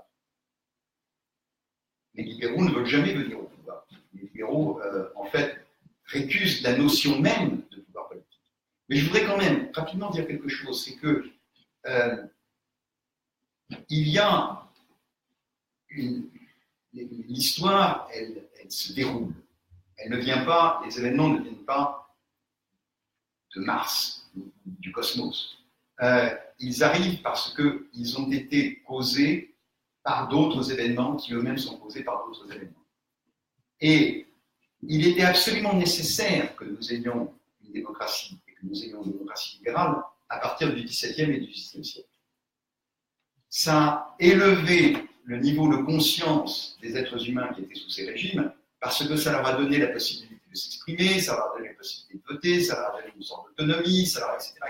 Donc, si nous pouvons aujourd'hui penser que nous irons vers un régime qui permettra plus d'autonomie aux personnes humaines, ça veut dire, ça n'est possible que parce que nous avons eu cette éducation pendant les 300 ans, depuis plus ou moins John Locke, ou un petit peu avant Hobbes, enfin, etc. Donc, c'est un processus d'apprentissage que l'humanité est en train de faire. Mais elle a passé, en tout cas pour une grande partie de l'humanité, elle a passé ce stade de l'apprentissage. Et donc maintenant, il nous appartient de concevoir le système politique qui correspond au monde technologique, à la mondialisation, au système économique que nous voyons partout autour de nous, à la culture que nous voyons partout autour de nous, aux migrations que nous voyons partout autour de nous. Donc, il nous faut voir un nouveau système politique, ou apolitique, qui rende compte du monde moderne dans lequel nous nous trouvons, du monde contemporain dans lequel nous nous trouvons. Nous ne pouvons plus vivre avec des systèmes qui nous viennent du XVIIIe siècle. Voilà ce que je veux dire. Beaucoup font un peu développer sur les minorités, puisque là, on est dans un système démocratique où une majorité impose. Du coup, minorité, ça me fait penser donc au droit de sécession, parce que le droit de sécession est un dernier recours. Laurent vous a fait souligner qu'il y avait un exemple dans la constitution du Liechtenstein. L'article 4 permettait que les États fassent sécession auprès de leur entité souveraine. Il y a le droit de sécession communale qui est garanti par la Constitution. Il y a d'autres pays qui garantissent le droit de sécession. Et en plus de l'Union européenne qui le garantit dans l'article 50, et ce qui a été utilisé par le Brexit. Par le Royaume-Uni. Est-ce que ça, c'est pas fondamentalement la garantie des souverainetés, la souveraineté individuelle sera protégée, parce que dans le dernier recours, on a cette solution, c'est ça. Vous voulez répondre à ça? Parce que moi, je parle tout le temps, alors donc... Je peux commencer. Je ne sais pas si c'est la garantie, je ne sais pas si le fait que... Alors déjà, il faut d'abord définir qu'est-ce que c'est qu'avoir le droit de faire sécession. C'est-à-dire que dans l'Union européenne, sachant que c'est une construction qui n'est basée que sur la volonté commune des États, on entend souvent qu'avant le traité de Lisbonne et avant l'article 50, il n'y avait pas la possibilité de sortir de l'Union européenne. Complètement faux. C'est-à-dire qu'il n'y avait pas le mécanisme juridique déjà pensé, déjà existant. Mais il y aurait eu l'Angleterre en 1992, je prends une date au hasard, qui aurait voulu sortir de la construction, ça aurait été possible. Enfin, quand on est basé que sur... On n'aurait juste pas su exactement comment faire. Le règlement de l'article 50, c'est qu'on vous donne des délais complètement arbitraires. C'est-à-dire on a pris 2 ans, on est tous en train de se rendre compte qu'il va falloir à l'Angleterre beaucoup plus que 2 ans pour pouvoir sortir des normes juridiques dans lesquelles elle est restée pendant 50 ans. Donc, très bien, il y a un article 50 avec le délai des 2 ans, du coup on est content, il y a une règle. Mais le droit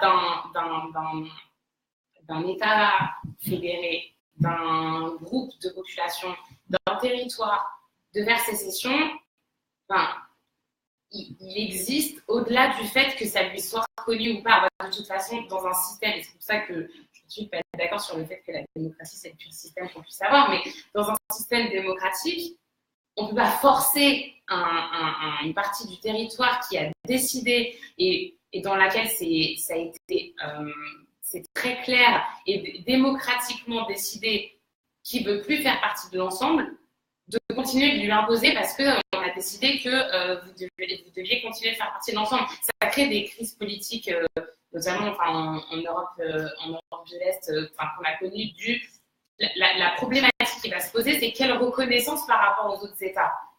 Mais c'est dans la Charte des Nations Unies, et il y a le droit des peuples à disposer d'eux-mêmes. Alors effectivement, il y a le droit qu'on reconnaît à un peuple de pouvoir, ce qui s'appelle l'autodétermination, et après il y a la mise en œuvre qu'on en fait, et pragmatiquement dans la réalité, il y a la réalité politique et géopolitique à l'heure actuelle, c'est des États qui parlent à des États. Quand vous n'êtes pas un État et qu'on a décidé qu'on crée une entité, mais que les autres États n'ont pas reconnu qu'il y avait un État donné qui existait, le problème de la Palestine par exemple, du coup, qu'est-ce qu'on fait?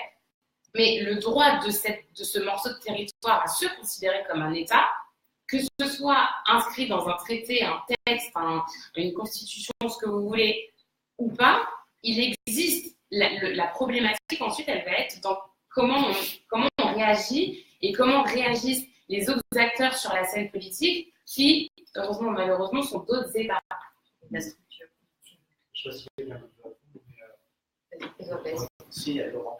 Oui. Je suis très d'accord avec toi, ça fait une nuance énorme en disant que l'État reconnaît le droit de sécession du particulier local, qui est constitutif initialement, avec le fait de dire si une entité locale veut faire sécession, même si l'État central ne reconnaît pas ce droit, il y a deux choses différentes. Parce que aujourd'hui, essayer de faire un droit de sécession du 15e arrondissement de Paris, ça va être très difficile. Il ne reconnaîtra pas ce droit-là. Si une commune de Liechtenstein ou si le Royaume-Uni veut faire sécession de l'Union européenne, l'Union européenne de Liechtenstein reconnaît ce droit-là. Et en reconnaissant ce droit de sécession, elle reconnaît que la souveraineté politique est d'abord locale et que c'est vraiment une association d'entités fédérées, donc les États européens, les États membres qui sont librement associés, donc qui peuvent aussi librement se dissocier.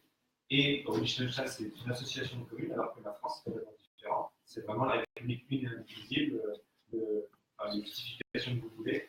Et ça, c'est une différence fondamentale dans le fait qu'on reconnaît ou pas d'où vient la souveraineté. J'allais dire, c'est un problème d'échelle, parce qu'il y a quand même un moment où le Liechtenstein et la République française, c'est quand même pas exactement les mêmes enjeux. C'est la structure politique. Sinon, l'échelle n'a pas aucune importance. On n'administre pas le Luxembourg comme on administre la France. Il y a quand même un moment où la masse critique d'un État va faire qu'il a il laisse un certain type de possibilités ou pas aux entités qui gèrent. Et la raison pour laquelle le Liechtenstein peut proposer ou laisser à ses communes le droit de faire sécession, c'est que ça n'a pas nécessairement la même implication politique que si la République française décidait de laisser ses communes faire sécession. Il y en a 36 000. Il y a quand même un moment où la masse critique géographique va jouer aussi sur le type d'administration. Après, je ne dis pas qu'il faudrait que effectivement, en France, c'est l'idée que la République est une et indivisible, et effectivement, ça, c'est critiquable et on peut en discuter sur le mode d'administration pourrait être beaucoup plus souple. Mais là où il faut quand même pas toujours tout mettre sur le même plan, c'est qu'il y a quand même un moment où certains États et certaines entités sont administrés d'une façon parce qu'il y a un contexte géographique, politique, historique qui fait que on ne peut pas nécessairement. Je ne dis pas qu'on ne pourrait pas reconnaître le droit de sécession en France, c'est pas ce que je suis en train de dire. C'est juste, ne prenons pas le Liechtenstein comme un exemple à suivre, puisque le Liechtenstein a une structure autant politique que géographique, qui fait que c'est propre à sa situation. Oui, je voulais réagir rapidement parce qu'en fait, il y a deux façons de voir le problème. Il y a la façon néolithique, c'est-à-dire il y a la façon 21e siècle. La façon néolithique, c'est la façon dont nous avons hérité du fait que pendant toute cette période néolithique, nous avons été une société agricole où la richesse venait de la terre. Elle venait de la terre, elle venait du pétrole, elle venait, etc., des gens qui étaient sur la terre. Et donc, le problème de la sécession était un problème important parce que est-ce qu'on laissait partir les terres les plus agricoles, les terres les plus profitables, et les gens qui, effectivement, les exploitaient, comme par exemple la Catalogne qui a fait le reste de l'Espagne, disent « Ah ben non, nous voulons partir, le nord de l'Italie, la Padanie, nous ne voulons pas payer pour les gens du Sud, etc. etc. » Bien. Ça, c'est un raisonnement, encore une fois, qui est d'autrefois.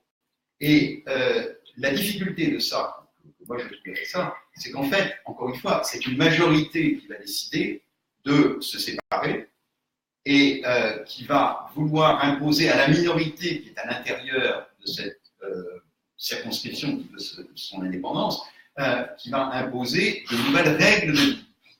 Alors, prenez l'exemple, par exemple, des sécessions en Yougoslavie. Vous aviez un État fédéral, et d'un seul coup, il y a eu des sécessions, et d'un seul coup, les Serbes ont dit « Ah ben oui, mais nous avons des Albanais ici, on n'aime pas les Albanais, on les expulse. Ah ben oui, mais nous avons des Croates ici, et on n'aime pas les Croates. » Et vous voyez le problème. Donc, la question n'est pas de savoir si sécession c'est bon ou pas, la question est de savoir pourquoi on fait sécession. Et le pays qui fait sécession peut être tout aussi opprimant, et je dirais même a des probabilités d'être encore plus opprimant, parce que la raison pour laquelle il veut faire sécession est très souvent une raison nationaliste. Et la raison nationaliste est ce qui menace le plus les libertés aujourd'hui. Ce n'est pas le totalitarisme qui menace les libertés aujourd'hui. Ça, on l'a oublié depuis l'Union soviétique et tout ça. Ce qui menace les libertés aujourd'hui, et ceux qui sont libéraux ici devraient en prendre conscience, c'est l'idée du nationalisme. C'est l'idée de cette confusion entre le pouvoir répressif et les morts dans le cimetière. C'est l'idée que nous avons donné, nos ancêtres, nos parents ont donné leur vie pour cet État. Et nous lui devons allégeance. Le sang des morts, en quelque sorte, nous impose quelque chose. Et il nous impose le devoir d'obéir à l'État. Right or wrong, my country. Et puis il y a la façon qui est 21e siècle dans le problème, qui est de dire la sécession, on s'en fout. En quelque sorte, à partir du moment où on a un espace dans lequel nous pouvons nous exprimer, vivre nos vies, devenir encore plus pleinement humains, avec les gens avec qui nous voulons nous associer, quel que soit leur passeport, quelle que soit leur religion, on les aime bien, on a envie de faire des projets ensemble. Et à ce moment-là, nous travaillons, lui quelque part, elle quelque part ailleurs, eux quelque part encore ailleurs sur la planète et tout. Et c'est ça qui compte. Et c'est pas la géographie. La géographie, c'est quelque chose qui est important quand on avait toute la richesse qui venait de la Terre.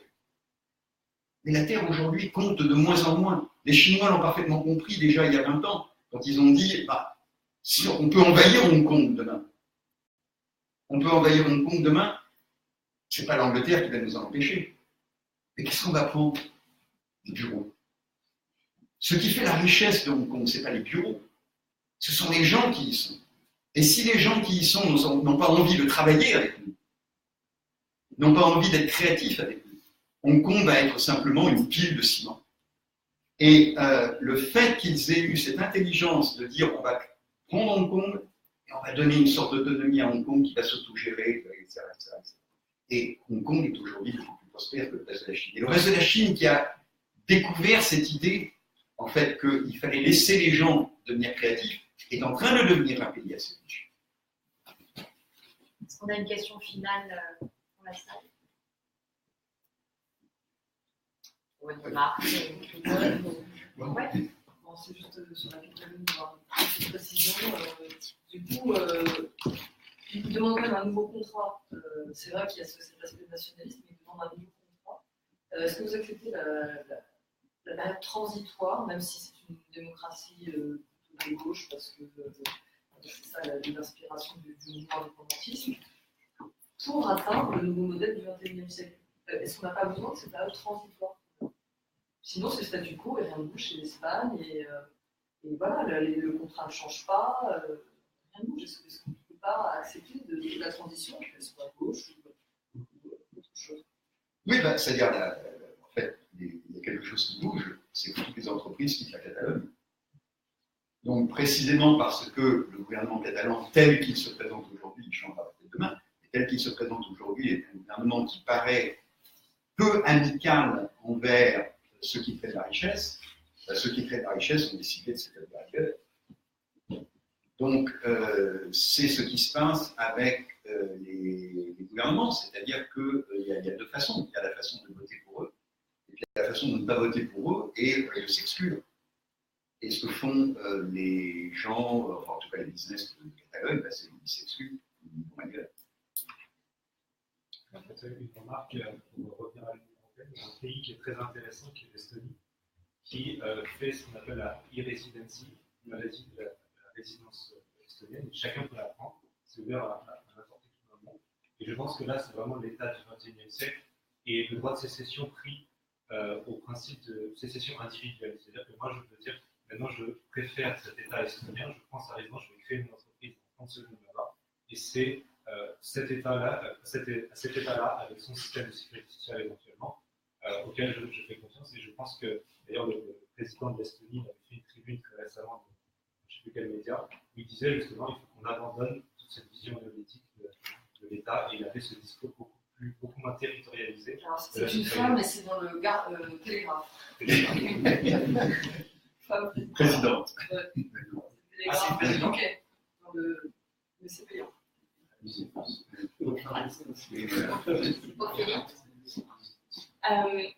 suis assez frappée par le fait qu'on arrive à discuter toutes ces histoires de liberté, de contrat social qui ne fonctionnent pas. Puis alors, du coup, il y a un mot qu'on n'a quand même encore pas mentionné, c'est celui de la solidarité, c'est-à-dire comment on parle de démocratie, comment on parle de défense des libertés, qu'elles soient publiques ou individuelles, et on ne parle pas de solidarité, on ne parle pas de vivre ensemble, parce qu'il y a quand même,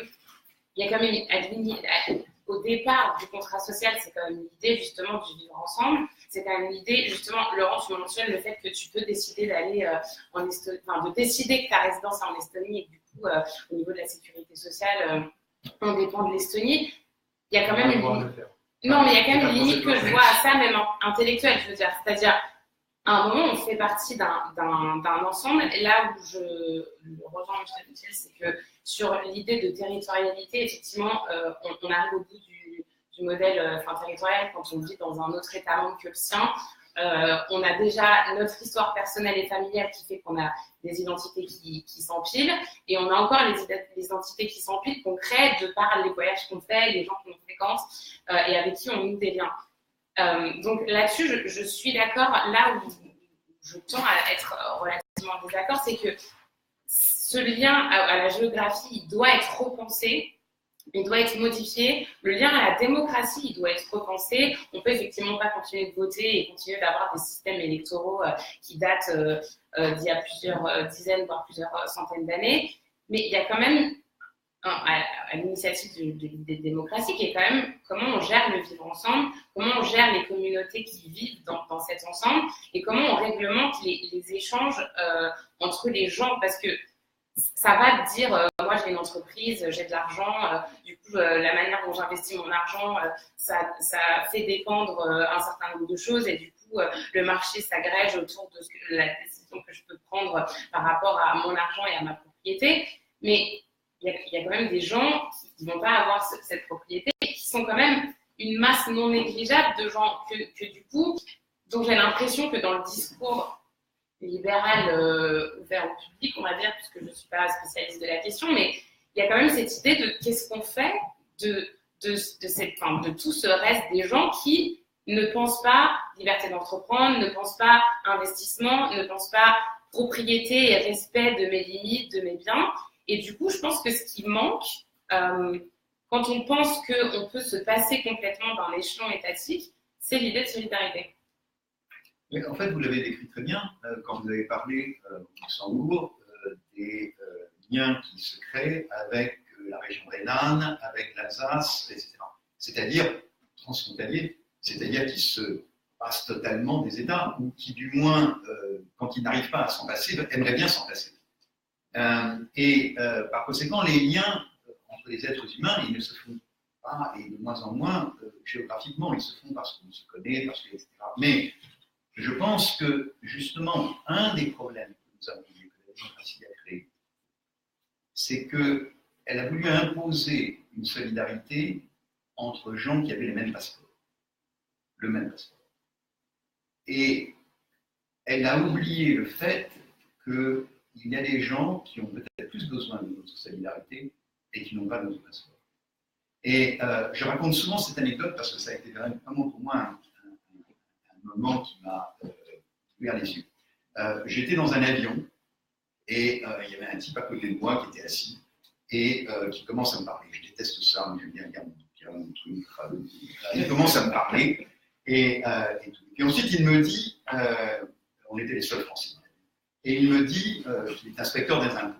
Alors, je me suis bien gardé, j'ai caché ma carte d'embarquement avec mon nom, enfin, etc. Bien. Et je lui ai demandé, je lui ai dit, donnez-moi une bonne raison pour laquelle je devrais payer des impôts. Et il a dit, aider les pauvres. Et dit, oui, ça c'est une très bonne raison. Mais j'ai envie de donner une partie de mon revenu aux pauvres de Haïti, qui sont vraiment beaucoup plus pauvres que les pauvres en France. Et il s'est mis à taper l'accoudoir entre nous deux en disant, vous êtes français et l'argent de vos impôts doit aller en France. Voilà. En fait, la démocratie vit de deux idéologies, le nationalisme et le socialisme. Et ces deux idéologies, nationalisme et socialisme, sont véritablement les idéologies d'il y a 200 ans. Et pourquoi? C'est parfaitement logique, c'est parfaitement explicable. Parce que pour savoir qui va voter, il faut avoir la nationalité. Et il faut exclure les gens qui n'ont pas la nationalité. Eux, ils n'ont pas le droit de voter. Ils n'ont pas le droit de prendre la décision. Et à partir du moment où on vote, il est parfaitement logique qu'on vote les avantages pour soi et pas pour les Haïtiens. Dernière remarque. Je sais pas, sur la solidarité, je pense que la question Michel a déjà dit. La solidarité, la question c'est est-ce que je veux voir pour les individus comme par eux-mêmes, comme le reste, et après je pense que. Enfin, je vais donner mon point de vue, mais ça va aussi Je crois que la première condition du vivre ensemble, c'est quand même le vivre tout seul. Et ce qu'on a inventé. La démocratie libérale et la civilisation occidentale, c'est ça, c'est la capacité qu'on a justement à pouvoir coexister sans subir, disons, les uns les autres. Ce mode de vivre ensemble, c'est le mode tribal finalement. Et nous ne sommes plus des Gaulois, nous n'avons plus à supporter, disons, ce que la tribu nous impose. La civilisation occidentale nous permet d'avoir chacun nos projets, nos planifications, etc., indépendamment de ce que pense un voisin. Ce que peut-être Olivier, je ne sais pas ce que tu veux dire, mais la solidarité peut très bien se concevoir de manière volontaire. Et d'ailleurs, pour les libéraux, quand elle est volontaire, après la solidarité est toujours plus efficace et toujours plus pertinente que si elle est imposée par une entité centrale. Et on touche à une autre question qui est caractère obligatoire ou pas, et qui du coup, on peut aussi passer 2 heures dessus, mais c'est la normativité. La normativité. Nous sommes tous altruistes, souvent, et en plus, nous ne sommes pas obligés de l'être. Merci beaucoup pour toutes vos questions. Merci à Christian Michel et Ophélie pour ce débat.